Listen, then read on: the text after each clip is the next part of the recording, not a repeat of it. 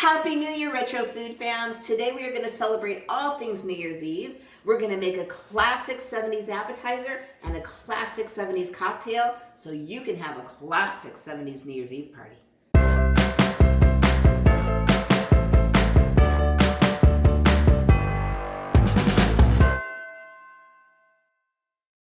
I'm Jill and this is YesterKitchen, and yes, I am dressed as the New Year's Eve ball today. I love this jacket. Whoops, we're gonna get to that in a second.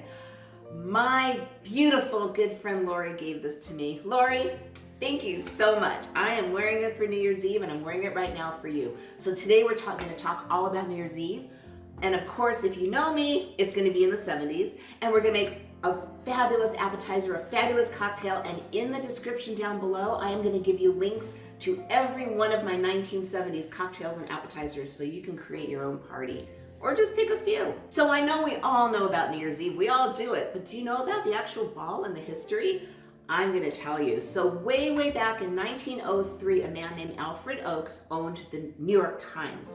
And to celebrate his new building and the newspaper, he wanted to have a celebration. So on December 31st, 1903, he actually had a fireworks show, which was really cool. And he did that for the next 4 years. But in 1907, coming into 1908, he thought, I need to do something a little bigger. So he had a ball created of wood and metal and 100 light bulbs. And at the stroke of midnight, well, 10 seconds before, right, it would go down, and at midnight, the fireworks would start. And everyone is like, this is so cool. So he started doing that every year, year after year. And that ball has dropped in New York every year on New Year's Eve, except for 1942 and 1943, because we were at war and there was a citywide dim out. So, I mean, you don't want like a giant glowing ball with millions of people going, we're here, come get us, right? So those 2 years we didn't have the ball drop, but every other year we did. The ball's gone through 7 iterations. Here's a few of them. And it's just become the American tradition and something we all look forward to. So I am gonna make for you today the quintessential 1970s appetizer, the cheese ball. And I'm gonna make you a salmon cheese ball because why not? Actually, the most classic cheese ball is cheddar and blue cheese, but I've already done a blue cheese spread for you down below.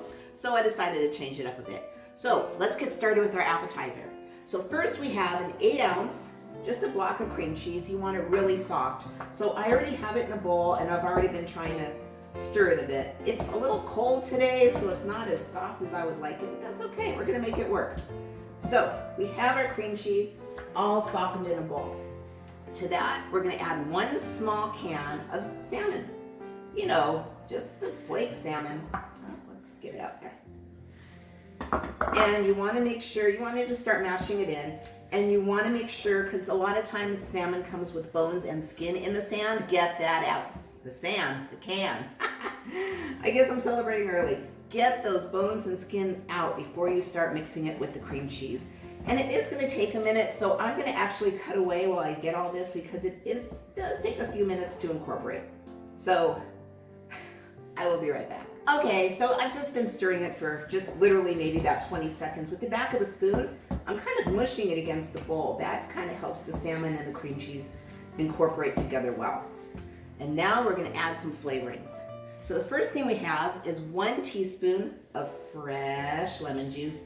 No, you don't have to use fresh, but I would sure love it if you did. And then we're gonna add 2 teaspoons of grated onion.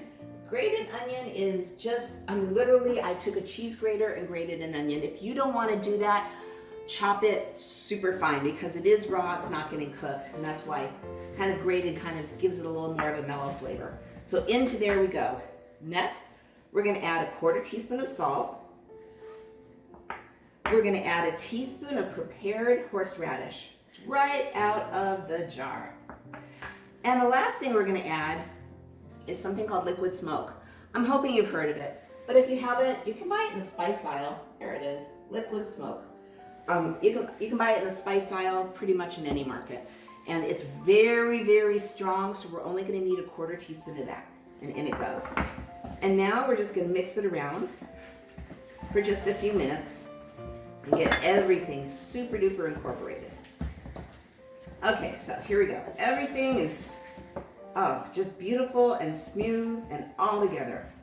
And we're gonna cover it and we're gonna put it in the refrigerator for a couple hours, because now that the cream cheese is soft, you want it to harden up so you can form it into a ball.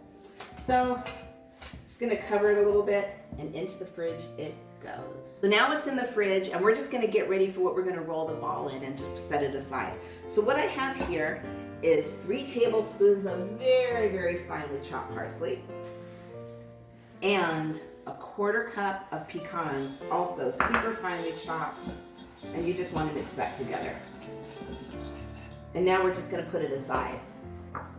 And now let's get to our cocktail. I'm sure you've noticed I don't have a martini today because we are going to fill this with a classic 1970s cocktail called the Tequila Sunrise, which I'm sure you've heard of. So we are going to need tequila. We are going to need grenadine. Grenadine, if you don't know, is a very, very classic bar staple. It's really like, you know, the maraschino cherries, it's the juice. But you can buy it pretty much anywhere you can buy alcohol. 3/4 cup of orange juice. I've got a couple orange slices just for a little garnish. And my shot glass. Okay, so the first thing you're gonna do is you're gonna put some ice in a tall glass. I kind of like this glass. I just think it's really pretty. But you can have the Collins glasses, which are just the straight sides up, or really if you have just a pretty glass that you happen to like, feel free. So the first thing we're gonna do is we're gonna get some tequila and we're gonna pour a shot in. I like Cazadores. That's my favorite go-to. If you were asked my husband, he's like one of those tequila connoisseurs, but I'm really good with this. Into it goes. Now, 3/4 cup of orange juice. And then you definitely want to mix that around. And now we want to create our little sunrise. So for our sunrise, you want about half a shot of grenadine. There. It's not an exact science. If it's a little more, you're fine. If it's a little less, you're fine. And you want to take a spoon and kind of put it just on the back. I don't know if I can show you on the camera better. Yeah, I guess I can. Okay, so you're gonna put the spoon kind of upside down. You can do this actually 2 ways. You can gently pour your grenadine on top and let it float, or you can pour it down the side, which is what I'm gonna do. So we're gonna put our spoon in, and you're just gonna kind of let the grenadine run down the spoon, down the side of the glass. Just like that. And as you can see, it's beautiful. And then we want to take an orange slice. 1970s in a glass. This one I am going to taste. It's perfect. I love this drink. It's 100% 70s. So now what we're going to do is we're going to go ahead and wait for our cheese mixture to take its nap, and I'll be back in a couple hours and we'll finish this whole thing up. And we're back. It's been about 2.5 hours, but don't worry, what are you gonna do during those 2.5 hours? Enjoy a drink, make some other appetizers, get ready for your friends, so you're golden. Okay, so our mixture, as you can see, is nice and it's really stiffened up. So what you're gonna do is you're gonna get your hands wet and impeccably clean, and notice I took my rings off, and you're just gonna bring all this mixture up into your hands and form the classic ball shape. Let's get all of it. There we go. And form your classic ball shape. Nice patting around, and there we go. Now, get rid of this bowl. Bring in this bowl, which remember is our parsley and our pecans. And we're just gonna kind of dip, roll, dip, and just kind of cover it all in. You can, like I said, you can use a pie plate as well. I kind of like this bowl because it just kind of keeps it centralized, but you can use whatever works for you. Now, you have, as easy as that, the classic 1970s. I thought I might need a plate, that's why I brought one here, but I don't. Classic 1970s cheese ball. And for this 1970s classic cheese ball, I have a classic, literally from the 70s, cheese ball platter. Look at that, it's gorgeous. And now what I'm gonna do is I'm gonna put the cheese ball very lightly on there, and there you have it. This is pure 1970s.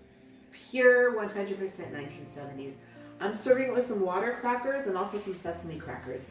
But use whatever crackers you like. It's just the fact that you're making a cheese ball is amazing. So your friends are gonna come. They're gonna take their little knife and they're gonna cut into it. Look, cracker broke. And there you go. 1970s. Perfect. Absolutely perfect. Now if you like, you can take some parsley and you can actually put it right under the cheese ball and make some pretty decorations. You don't have to, but you can. And there you have it.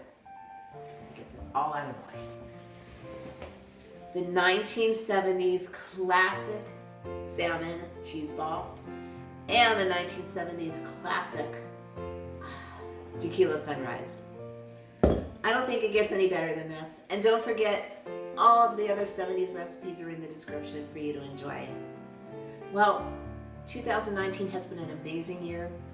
It's really the first year I've ramped up my channel, and I want to thank you again for all your support, all your love, all your comments. It's truly meant the world to me. 2020 is going to be even better. I have so much more retro history and recipes for you.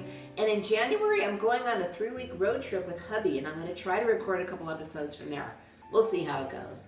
But in the meantime, I hope you have such a wonderful New Year's Eve, a fabulous end of this year, a fabulous beginning of next year, and we're just going to have such a good time, I promise. And for the last time in 2019, if you would like to explore more dishes from your childhood or just the past, I invite you to subscribe. I release new videos every Friday. In the meantime, here's some more retro dishes for you. And remember, every dish, even Tequila Sunrise and the cheese ball, have a story. I'll see you in the next year.